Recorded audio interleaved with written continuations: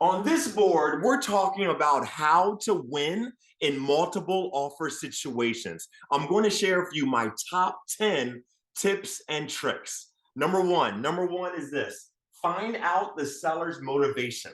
This is huge because depending on the life situation of the seller, you want to find out what are the exact terms that you could put into your offer that will make your offer the most attractive to the seller, right? And it's really based on the seller's life situation, right? Because look, often the terms of your offer are just as important as the offer price. So you got to find out what is the seller's motivation. All right. So, for example, some examples are this: the rent back option. It might be that the seller would really appreciate being able to sell the property, but then stay in the home for a little while. You know, maybe you can offer a free 1 week rent back or something. Also, the timeline of the seller, right? It might be that the seller has a preference regarding when they want to close. And so, you knowing that, and being able to communicate that you can accommodate can make your offer really stand out, right? Also, contingencies, being able to waive certain contingencies, right? Depending on what the seller is feeling and thinking, right? Also, the dumpster clause. Another realtor told me about the dumpster clause, and I love it. So what it is basically, it's a clause that you could put into your offer saying that, hey, look, just to make it easy on the seller, you can give the seller the option of leaving all the junk that is in the house, and you will take care of hauling the junk away for the seller, right? And so, I mean, now it is an expense, right? I mean, but if you think about it, in many cases, what it might take, what, 2 or 3 dump trucks to haul a lot of junk away. So what, you're looking at maybe $1,000, $1,500. And sometimes, being able to offer the seller things like that can sometimes really go a long way. Sometimes it's the little things that make a huge difference. So the dumpster clause, where you allow the seller to keep in the to leave in the house anything that they don't want, and then you take care of it. Just makes the process easier for the seller, right? So number one is find out the seller's motivation. Number two, offer your highest and best offer.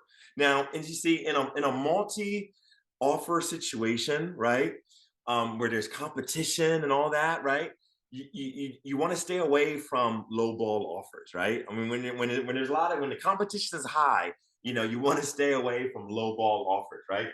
Also, you want to make your EMD, your earnest money deposit, to be large, because when you're able to put down a large EMD, then it really shows the seller that you are very serious. In fact, I would recommend make your EMD match your down payment, you know, to really show that you're serious. So now, number three, get your offer in early. Get it in early. In fact, try to be the first offer, right? Because there are advantages to being the first offer, right? The listing agent never forgets the first offer, So try to get your offer in early. Number four, oh, this is a big one. Hire a good realtor. Hire a good realtor. All right. Now here's the thing. You got to look at different things. You want somebody that's skillful. You want somebody that's like a local market expert to that area, right? You want someone that has a good brand reputation, right? You want somebody that's able to do a really great CMA report, a comparative market analysis, because that CMA report is going to help you to be able to figure out what offer price you should be making on this property. You want somebody that really treats the listing agent well. Business is about relationships. It really is. And so there's it's more than just the contract and the price and the terms. It's also about like the emotions that are involved. And you want to have a realtor that is really good with people, really good. Somebody that's going to treat the listing agent well. Someone that's going to call the listing agent and build rapport. That's huge, huge, right? Someone that creates confidence. Because look, think about this. the listing agent, two big things that every listing agent wants is number one, they want to be certain that the buyer is going to be able to close on time. And number two, they want to feel confident that the experience is going to be an easy and smooth experience. And so the realtor, one of the main things that the realtor, one of the main values that the realtor provides is that confidence. Confidence that we're going to close on time, and confidence that the process is going to be smooth and easy. Not a lot of drama, right?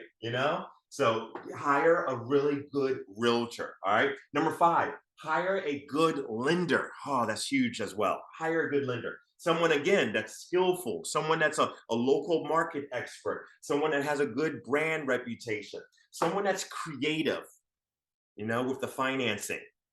Someone that's able to be able to offer a lot of flexibility with the financing, right?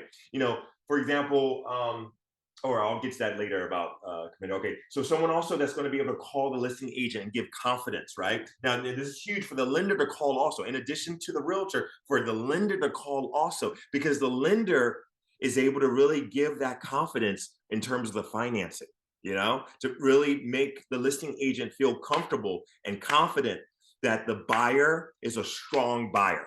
Now, so here's some examples about the flexibility that I was talking about and about being creative. So that, I mean, of course, cash offers, right, are like the best offers, right? Cash offers are the strongest offers. But, most people can't do cash, right? They have to do some type of financing. And so regarding financing, conventional loans are the strongest. Conventional loans are much stronger than FHA, much stronger than, VA, much stronger than, so really for financing, you want to get conventional financing. And so if it's possible, right, it's be good to be able to get conventional financing, because conventional financing, it really sends a message that the buyer is a stronger buyer, right? In general, okay.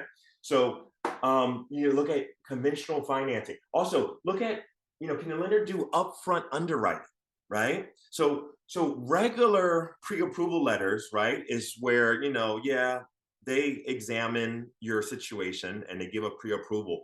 But upfront underwriting is where they will actually, in advance, they will send your file through underwriting so that you get a really strong pre-approval. It's like it's basically a commitment letter up front, right? Now, still, there will still be some more stuff to do once the once the house is under contract.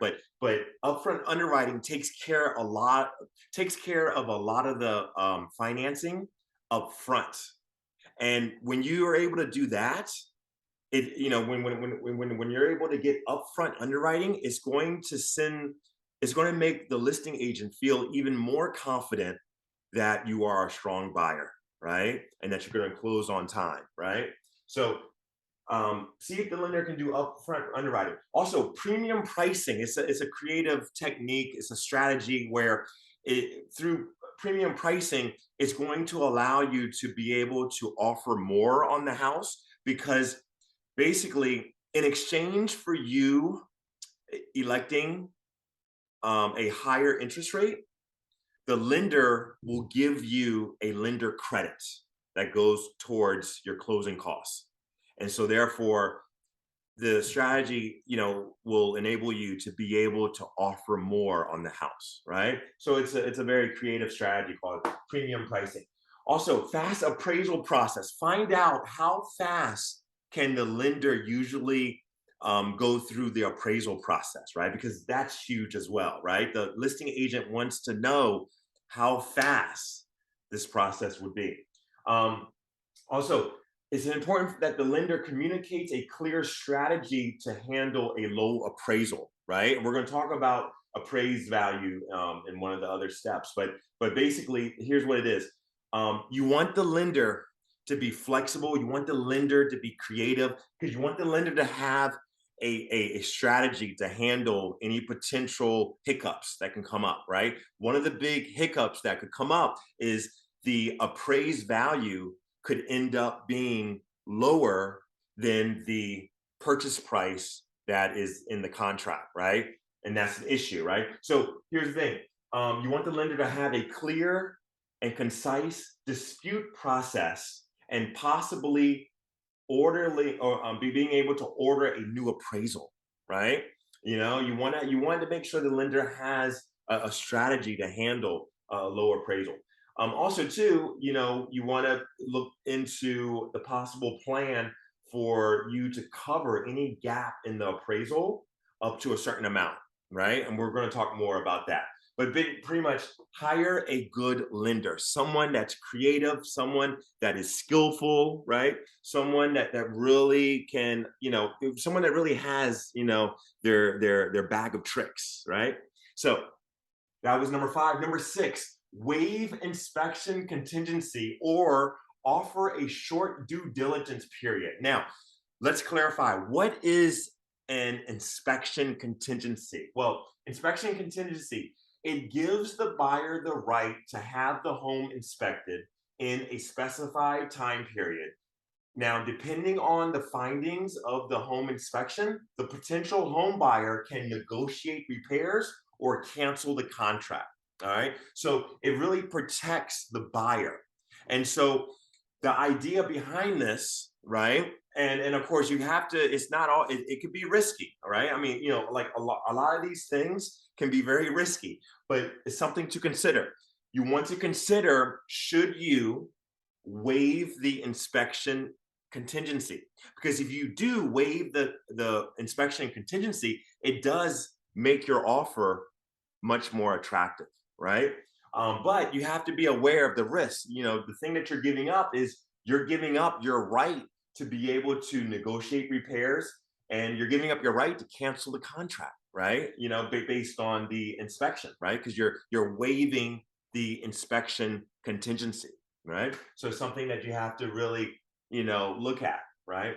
Number 7, waive appraisal contingency or offer a set limit to cover any gap in appraisal. Okay. So now let's clarify, what is an appraisal contingency? Well, an appraisal contingency, it gives the buyer the right to cancel the contract if the appraised value of the home is less than the purchase price in the contract.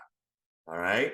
So again, it's kind of risky, right? But if you waive the appraisal, then it really does make your offer more attractive, right? And it will increase your chances of winning. But now here's the thing. Now you can now keep in mind what this means, though, right? If you waive the appraisal, that means that even if the appraised value is lower than the purchase price, you still are on the hook to buying the house. And so then you would have to cover the difference, to cover the gap between the appraised value and the purchase price that's in the contract, right? Now, another thing that you could do is to kind of limit your risk. You could offer a set limit to cover any gap in appraisal. So you could say, hey, look, if the appraised value falls short of the purchase price, I'm willing to, contribute up to a certain amount, to cover the gap, right? You could do that, all right? Now, number 8, don't ask for seller's concessions unless you really need it, right? Because, if you're asking for seller's concessions, it makes your offer a little less attractive, right? Now, just to clarify, what are seller concessions? Well, they are closing costs that the seller agrees to pay. All right.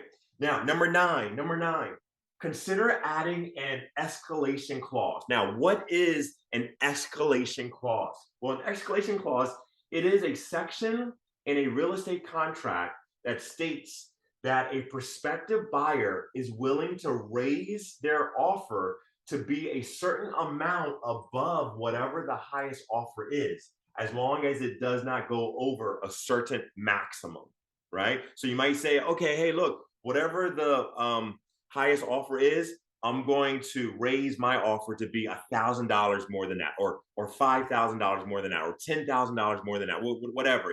There's an increment. There's an increment that you would decide to make, you know, regarding your escalation clause. And also, you would probably most likely set like a maximum, right? That you don't want to go over. Now, be very careful with this strategy, right?